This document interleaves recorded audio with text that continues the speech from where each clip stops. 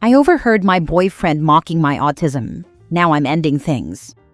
Original post. I, 29 female, have a boyfriend, 32 male, and we've been together for almost a year now. Some background. I'm autistic. Specifically, I'm high functioning. I've never struggled intellectually. In fact, my autism has helped me excel academically, and I earned all my degrees faster than most people. Professionally, I'm doing great. However, socially, it's a different story. I often struggle to understand social nuances. That's actually what drew me to my first degree in psychology, an attempt to understand people on a theoretical level. But even with all that knowledge, real emotional connection is still something abstract to me. I can explain attraction and relationships academically, emotional support, self-affirmation, etc. But I don't really feel it the same way others do. Because of this, my social circle has always consisted of other neurodivergent people and close colleagues. I hate having to explain myself constantly. Then about a year ago, I met Jake. He's neurotypical, and I was genuinely surprised by how easily we clicked, something that almost never happens for me with people outside the neurodivergent community. Things were great at first. We went on dates, and I even willingly cut down my work hours, which had never happened before. Work has always been incredibly important to me. Jake was attentive and made a sincere effort to understand my disorder. Early on, he asked for more information, so I gave him some books, and I was touched when he actually read them. But about 3 months ago, things started to change. According to Jake, we were arguing more. Because of my autism, I often don't realize when I offend people unintentionally, so I've always appreciated when someone would calmly explain what I did wrong so I could learn and do better.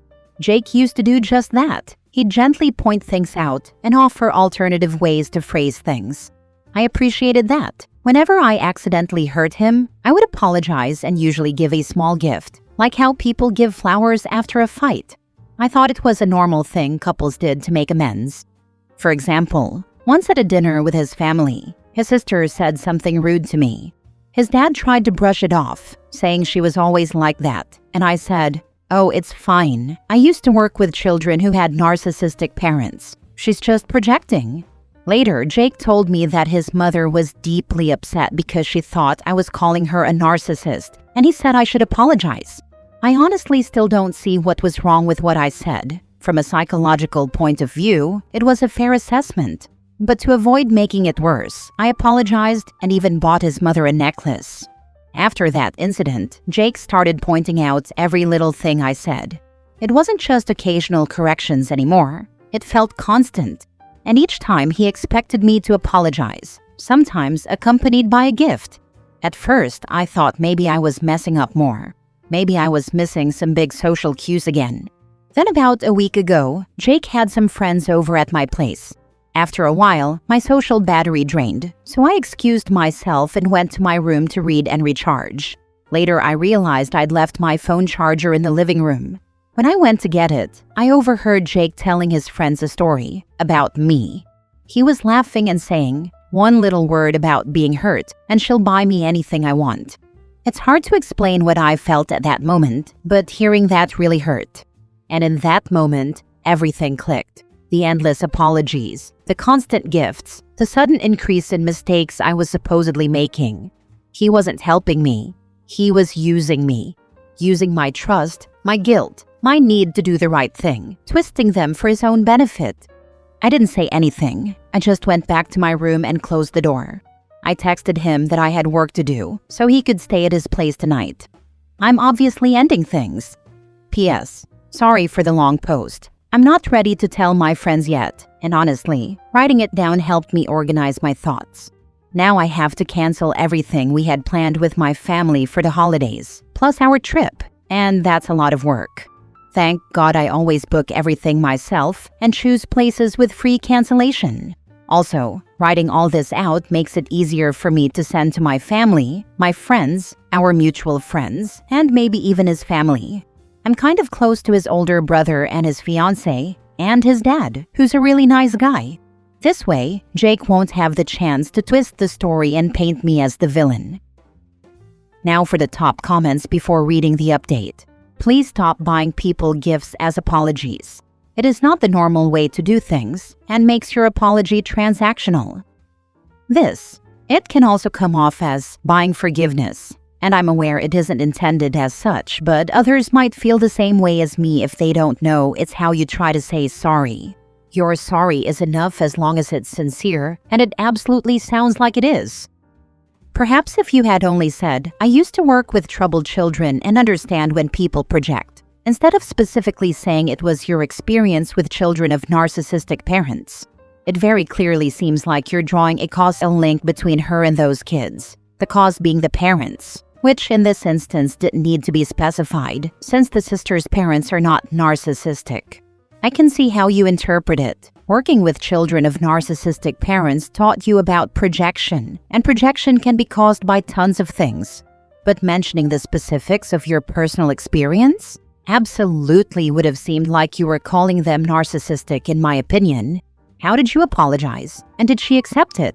Did you feel like you had to buy her a gift on top of the verbal apology or explanation? Considering what he said behind your back, I feel that maybe what you can take away from this experience is that you oftentimes use objects and gifts to win favor with people, or perhaps have a rudimentary understanding of how to make people like you or keep happy with the people in your life. I definitely think you should talk about this with him and ask him to explain what he was saying to them. When you were a kid, did you feel like gifts were a common tool for settling disputes?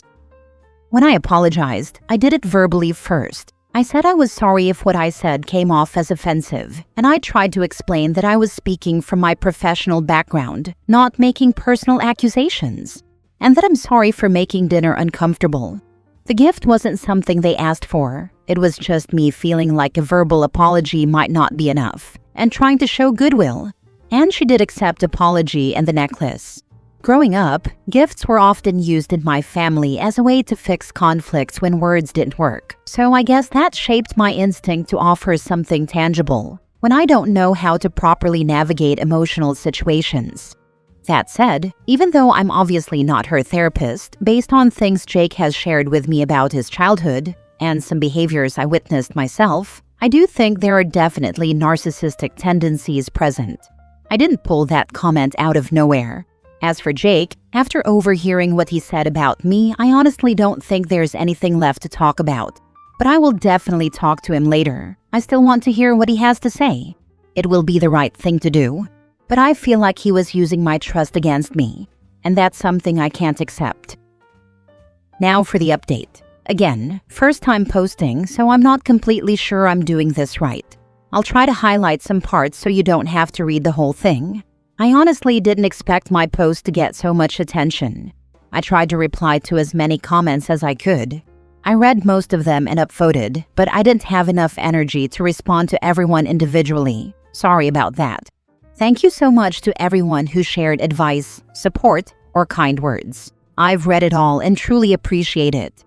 1. The most important part. We broke up, which I guess isn't a huge surprise. But here's how it went down. I took Tuesday off to sort everything out, and honestly, I just couldn't put it off any longer. I canceled all our summer plans and explained everything to my family and close friends. Still haven't talked with our mutual friends. Not sure if I will. Some of you suggested I shouldn't even meet with Jake and just block him, but I knew that would only lead to endless texts, calls, and possibly him showing up at my door, though he doesn't have a key to my apartment. So, I decided to meet him in a public place, a cafe, explain why I was ending things, and return his stuff that was still at my place. As expected, he tried to justify himself, saying it wasn't what he meant. I've never seen someone switch from panic to anger so fast. The moment he raised his voice, I left. Then I blocked his number. He did try to call my best friend later today, but she immediately blocked his number too. I also met with his older brother and his fiancée. I decided not to send them the post but explain it in person. I can't even describe how kind and understanding they were. They completely supported me. I'm really sad to lose contact with them. They had already invited me to their wedding, but I explained that I wouldn't be able to attend because Jake would be there. Jake's brother's fiancée, the sweetheart that she is, even offered to kick him out of the wedding, but I told her it wasn't necessary. I didn't want to stir up family drama over one person. Wedding planning is already stressful enough. 2. For the person who asked about my academic background, I saw your comment but couldn't find it later. And for people who doubted whether I was fit to be a therapist, I'm not a therapist. I have 2 bachelor's degrees, one in psychology and another in neuroscience. I have a master's degree in behavioral neuroscience. I'm currently working as a cognitive evaluator and research assistant while pursuing my PhD in clinical neuropsychology. In the past, I also completed an internship and later volunteered at a child development center where I supported children as part of a behavioral therapy team. 3. For those who mentioned you shouldn't diagnose people, I completely agree that my comment at dinner was inappropriate. But just to clarify, being narcissistic and having narcissistic personality disorder, NPD, are 2 different things. Being narcissistic, meaning having some self-centered traits, arrogance, or an excessive need for attention, is a behavioral description, not a medical diagnosis. You don't need a formal diagnosis to describe someone as narcissistic in casual terms. 4. About giving gifts. I'll definitely stop buying gifts as apologies from now on. 5. For those who said the post was a bit robotic, as I replied to someone in the comments, English is not my native language. I first learned it for academic purposes, mainly preparing for IELTS. So my English tends to sound a bit more formal and academic rather than casual. It's not something that bothers me or anyone I interact with, so I don't really see it as a problem. Oxford commas, dashes, etc. are the basics. It's not a crime to be a literate person. 6. As for how I'm doing now, honestly, I'm okay, or at least I know I will be. The breakup hurts, of course. It's a really awful feeling, especially considering that it was my first serious relationship. But I also know that not everyone is like Jake. I actually have a session with my therapist tomorrow. I want to make sure I'm really processing everything in a healthy way. I tend to shut down and disconnect when I'm overwhelmed, so I'm trying to stay aware of that. One silver lining, as my best friend pointed out, is that I'll have more time to focus on work now. Again, sorry for the long post. I don't think there will be any new updates, but if any of you have questions, I will try my best to answer. Last story. Best friend tried to take my place and thought she'd win. He gave her the same hell he gave me. I was with my ex from when I was 13 all the way until I was 27. We're the same age. That's almost half my life spent with one person. We had 3 kids together, now 18, 16, and my youngest is 6. We officially ended the relationship in 2019, but to be honest, things were falling apart way before that. About a year before we broke up for good, we had a short separation, and that's when everything changed in a way I never expected. Our relationship wasn't just rocky, it was toxic. It was abusive in every sense, physically, emotionally, and mentally. I stayed way longer than I should have. But when you're young, in love, and you have kids involved, you start to convince yourself that dysfunction is normal. That the yelling, the fighting, the emotional roller coasters, that it's all just part of being in love. You get used to walking on eggshells. You lose yourself without even realizing it. During that short breakup, he got close to someone I thought was one of my best friends. And I don't mean just any friend. This was someone I let into my most personal moments. She was with me at the hospital when I thought I was miscarrying. She planned and hosted my baby shower. She was around for the milestones, the breakdowns, the heart-to-hearts. I trusted her. So when I found out after the final breakup that he was staying with her, part of me was shocked, and the other part wasn't surprised at all.